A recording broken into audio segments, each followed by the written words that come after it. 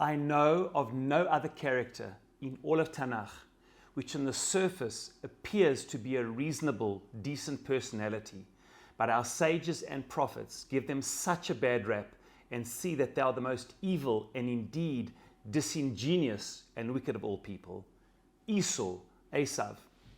We see that in this week's Parsha in the Haftarah, the book of Avadia, the shortest book in all of the Torah, one chapter of 21 verses, a descendant of Eisav, according to our sages, a Vedom, a person who converted, has a scathing critique of Eisav, Esau, and all of his descendants, saying that something that we say in davening at the end of the Pesukei Zimra every day, Va'alu Moshim B'Har Tzion Lishpot et Eisav, and those in the future, those saviors of the Jewish people come in the future, they will judge the mountain of Eisav, and only when Esau has been punished can God's salvation and kingship be in the world. What did Esau do? And in fact, Avadia says that Esau and his descendants are people who are going to be consumed by a fire. The Beit Yaakov is going to be a fire, and the house of Joseph is going to be fire, and consume the evil of Esau. What did they do? And we know that even on the surface, maybe Esau seems throughout the Psukim a little bit uncouth, prepared to sell his birthright for some pottage, but he really doesn't seem to be an indecent person. He's got tremendous kibbud aim, yet our sages interpret at every twist and turn the most evil intentions. Why is that? And I believe the answer is this. You see, so often in life, how we come across on the outside is often the antithesis of who we are on the inside. Esau on the inside, we will see in a pasuk from a few weeks ago, Toldot, and playing out in this week's Parsha, is seen as so evil that even after 20 years, he's still plotting and planning to revenge and avenge the fact that his brother stole the blessing from him.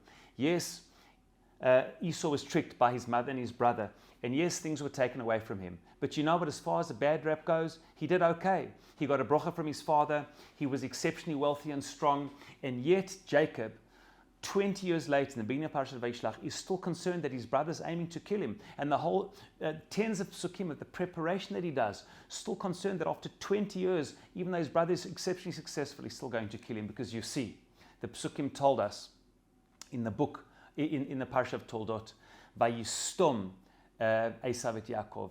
What's the difference between hating in the Hebrew word Vayistom as opposed to Vayisna? Sinai is hatred. Vayistom is not only hating, but plotting to revenge and avenge. Even though the Torah says we should not take revenge and shouldn't bear grudges, but many people, like Eisav, are unable to do it. Yes, Eisav, you got a bad rap. Life dealt you a bad blow. People took something away from you. But what do? Do you accept it? Do you live with it? Or do you externalize it and blame everybody else? Is there no self-reflection? Is there no ability of you to look inward and say, you know what? Maybe my mother had a point. Maybe I wasn't 100% appropriate. How can it be that my mother had such a big tie in me that I wasn't to be? Could it be that maybe I've got to reflect and become a different person? Absolutely not. In Esav's world, everything is external. He's the victim.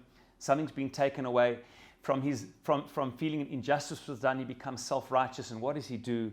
He plans and plots that the moment his father dies, he will kill his brother, commit murder, cold-blooded murder, in his self-righteousness, no matter how much pain he causes to his mother, because such is the way of Rishaim, of those who have got no self-awareness. The inability, I would say it like this, the difference between the heroes and the villains of the Torah are those who are able to take their life experiences, and including the challenging ones, internalize them, grow, refine their character, as opposed to externalizing their challenges, projecting them on others, making everyone else to be the villain. They are blameless and everyone is to be blamed, and in fact going so far as being prepared to kill. You see, in this way Esau, Eisav, is a student of Cain. What did Cain do? At the end of the day, the first cold-blooded murder, which Eisav was going to do the same thing to his brother. There one killed a brother, here one was going to kill a brother. What did Eisav do?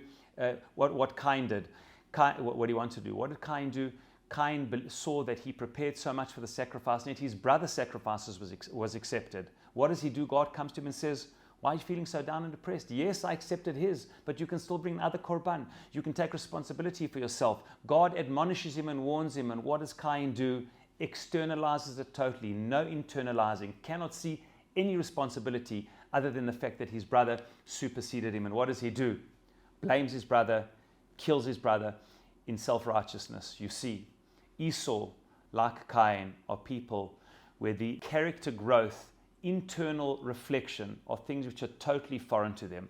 And therefore, even though externally they may come across in a decent and amicable way, when the intentions internally are such that there is never growth, but only projection, never internal growth, but only blaming everyone else, indeed, that is the epitome of evil according to the Torah. And I want to end and say that for some unusual reason, not only is Beit Yosef, Beit Yaakov mentioned, but also Beit Yosef. Why is Beit Yosef? What has Yosef got to do with it in the Avaji? Because you see, Yosef was exactly the opposite. What did Yosef do?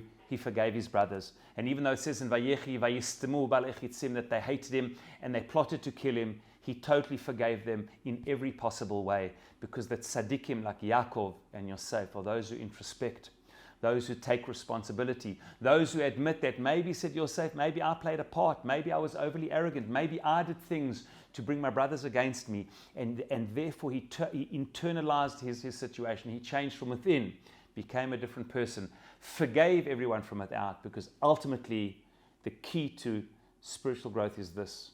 Those who are truly spiritually sensitive and righteous take responsibility, internalize and grow, as opposed to externalize, blame, take no responsibility, and see everyone else as all those to pay the price for our injustices and self-righteousness. May we be the Talmidim of Yaakov and Yosef, those whose spiritual growth is the essence of our personality, and what happens to us is internalized. We grow from it and transform our lives.